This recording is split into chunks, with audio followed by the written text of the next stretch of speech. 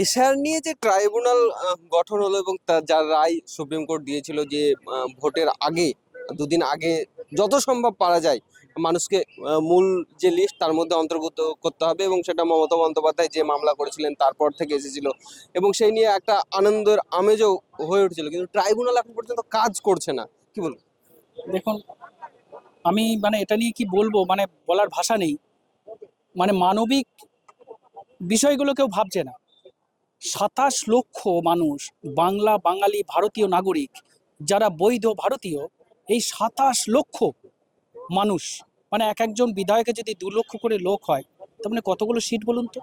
প্রায় 14টা বিধায়কের ভোট। এই 27 লক্ষ মানুষের ভোট বাদ দিয়ে দিল অন্যায়ভাবে, বিবেচনাহীন, এমন একটা বিবেকহীন একটা প্রশাসন, যারা একটা সংগঠন যারা চালাচ্ছে election commission of India. Supreme কোর্টে গেলাম, সুপ্রিম কোর্ট তাদেরকে ডিরেক্টলি আদেশ দিল যে তোমরা যারা 23 তারিখে ভোটার তাদের ট্রাইব্যুনাল শুরু করো এবং 21 তারিখের মধ্যে তাদের নাম তুলে তাদেরকে ভোট দিতে দাও। যারা 29 তারিখে ভোটার তাদের 27 তারিখের মধ্যে নাম তুলে তাদের ভোট দিতে দাও। ইলেকশন কমিশন অফ ইন্ডিয়াকে এই অর্ডার দেওয়া সত্ত্বেও ইলেকশন কমিশন অফ ইন্ডিয়া সেই অর্ডারকে মানল না মেনে উল্টে গা জোয়ারি করে আমরা যখন সুপ্রিম কোর্টের রায় আদেশ নিয়ে আমরা গেলাম ট্রাইব্যুনাল অফিসে, 105 জন আমরা ডিলিটেড ভোটার, আমাকে নিয়ে 106 জন, আমরা সেখানে দাবি করলাম যে আমাদের সুপ্রিম কোর্টের অর্ডার আছে আমাদের কাছে, আমাদের কাগজ জমা নেওয়া হোক। সেখানে জোকা ট্রাইব্যুনাল বলছে আমাদের কোনো সেটআপ রেডি নেই, অথচ প্রায় 300 সিআরপিএফ কেন্দ্রীয় ফোর্স দিয়ে ওই এলাকাটাকে মুড়ে রেখেছে। যারা কাজ করবে সেই লোক নেই, আর গার্ড দেওয়ার জন্য 300-র বেশি সেখানকার সিআরপিএফ কেন্দ্র সরকার সেখানে কেন্দ্র ফোর্স সেখানে বসিয়ে রেখেছে। আমাদের সেখানে ঢুকতে দেওয়া হয়নি। আমাদের আইনজীবীরা সেখানে বারবার অনুরোধ করেছে, ঠিক আছে আমাদের যদি ঢুকতে নাও দেন, অন্তত আপনাদের যে কোনো একজন অফিসিয়ালি লোক এসে আমাদের কাছে এই ডকুমেন্টগুলো রিসিভ করে নিয়ে যাক। বলে আমাদের কোনো লোক নেই, আগামী 3-4 দিনের মধ্যে আমরা একটা বাইরে ডেস্ক করব। 3-4 দিন ইলেকশনের যেদিন লিস্ট। এটা কি প্ল্যান করে করা হচ্ছে? কারণ যেটা মূল লক্ষ্য বা আপনারা বারবার অভিযোগ করেছেন যে বিজেপি ভোট সংখ্যা কমাতে চায় এবং মুসলিম এদেরকে বা দলিত এদেরকে বাদ করে দেওয়ার একটা চেষ্টা, মহিলাদের বাদ করে দেওয়ার চেষ্টা, যাতে ভোট পার্সেন্টেজ ওদের বাড়ে, সেই কারণেই কি এটা প্ল্যান মাফিক ডিলে করা হচ্ছে? এই রাজ্যের যিনি বিরোধী দলনেতা শুভেন্দু অধিকারী, তিনি বলেছিলেন তিনি হিন্দুদের ভোটে জিতে আসা বিধায়ক, অথচ এই টোটাল যে নামের তালিকা 58 লক্ষ, 7 লক্ষ এবং 60 লক্ষ, এই যে বাদ গেছে 1,03,00,000, এই 1,03,00,000 নয়, এরপরে আরো 7 লক্ষ অ্যাড আছে, টোটাল 1,10,00,000। তারা বলেছিল 1,25,00,000 বাদ দিতে হবে, 1,10,00,000 বাদ দিয়েছে। হিন্দুদের ভোটে জিতে আসা বিধায়কের কথা অনুযায়ী 64% হিন্দু ভোটারের নাম বাদ গেছে। 64% ভারতীয় বাঙালি হিন্দু ভোটারের নাম বাদ গেছে।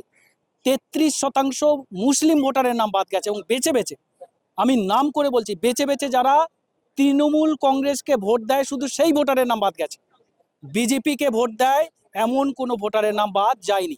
আমরা যে প্রেস কনফারেন্স করেছি, সেখানকার একজন আইনজীবী যিনি এই বিষয়ে তিনি সহযোগিতা করেছেন, তিনি 15 বছর ধরে হাইকোর্টে প্র্যাকটিস করছেন, তার নামও বাদ গেছে।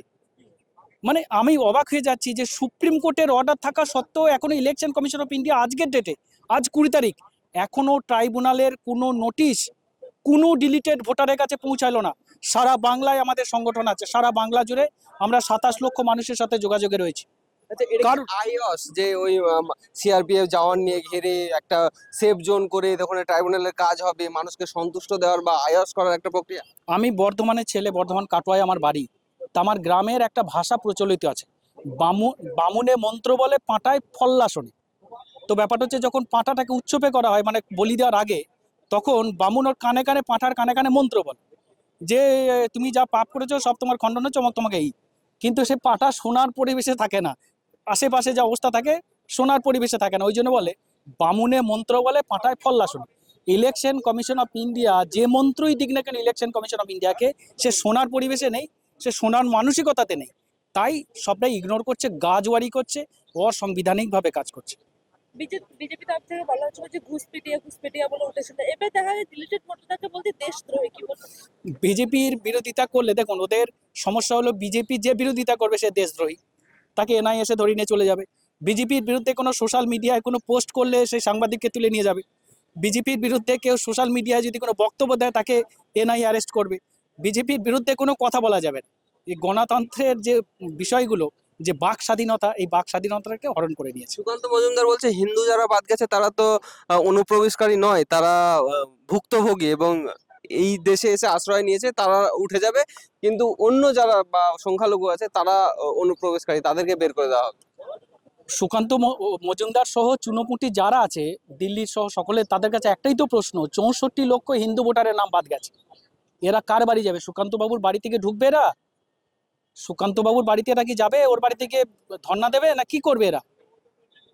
ওই প্রশ্নের উত্তর নেই তো। হিন্দু বলে কিছু নেই আসলে, এরা হিন্দু মুসলমান বোঝে না, এরা বোঝে পয়সাওয়ালা আর পয়সা গরিব, যারা বড় লোক তাদের পা চাটবে, গরিবদেরকে এরা হত্যা করবে, এটাই হচ্ছে এদের কাজ।